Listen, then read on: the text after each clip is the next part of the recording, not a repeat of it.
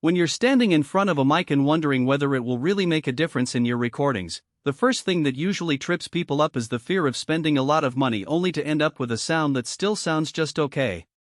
You've probably heard that line before: it's not the mic, it's the room. And while that's true, a microphone can also be the gateway that either widens or narrows the creative possibilities you have in the studio. That's why I'm going to walk through the Neumann TLM 103 large diaphragm condenser, looking at the day-to-day reality of using it so you can decide if the price tag matches the real-world value for your own setup. Link is in the description if you want to check the product details on Amazon. First off, let's talk about why the TLM 103 stands out in the crowded field of large diaphragm condensers.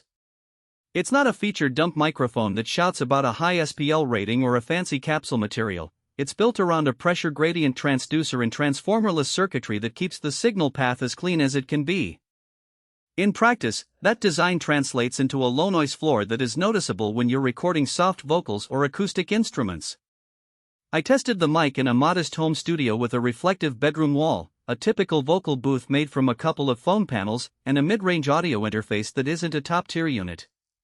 Even with that modest gear, the TLM 103 captured the nuance of a whispered vocal line without the hiss you sometimes have to scrub out in post.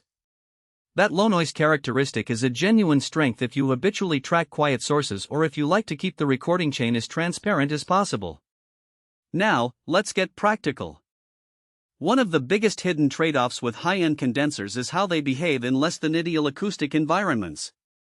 The TLM 103's cardioid pickup pattern is very focused, which means it will reject a lot of room ambience, but it also makes the mic more sensitive to the positioning of the source. In a small room without proper acoustic treatment, you'll find that moving the singer even a few centimeters can swing the tonal balance from warm and full to thin and nasal. That's not a flaw in the mic, it's a reminder that the TLM 103 expects you to have a reasonably controlled space.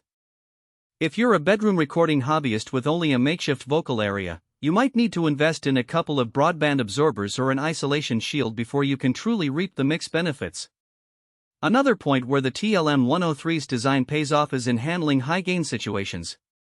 The pressure gradient capsule can take pretty loud sources without distorting. Think electric guitar amps or drum overheads. In a real-world session, I set up the mic at about 3 feet from a snare kit with a thin hi-hat, and the resulting track had a clear snap without any of the harshness that cheaper condensers sometimes introduce when you push them hard. That makes the TLM 103 a versatile tool if you intend to use it across vocals, acoustic guitars, piano, and even as a room microphone for a live streaming setup.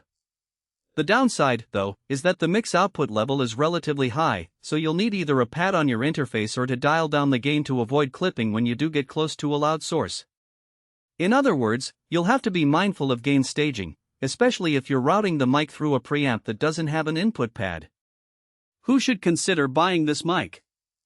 If you are a semi-professional creator, singers, podcasters, voiceover artists, or home studio engineers who already have a decent monitoring environment and you're ready to upgrade from a budget condenser, the TLM 103 offers a noticeable step up in detail and low-noise performance. It also makes sense for small to medium studios that need a reliable workhorse for multiple instruments without swapping out a different mic for each task.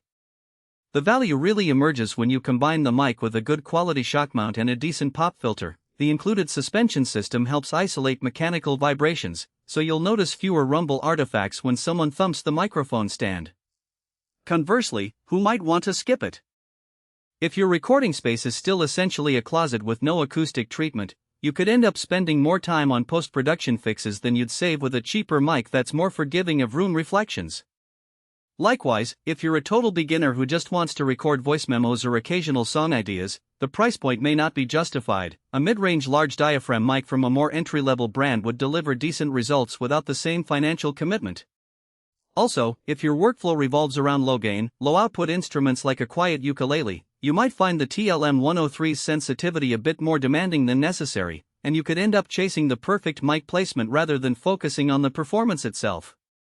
Beyond the core specs, there are some practical strengths that often get missed in the headline list. The Transformerless circuitry eliminates the subtle coloration you sometimes hear.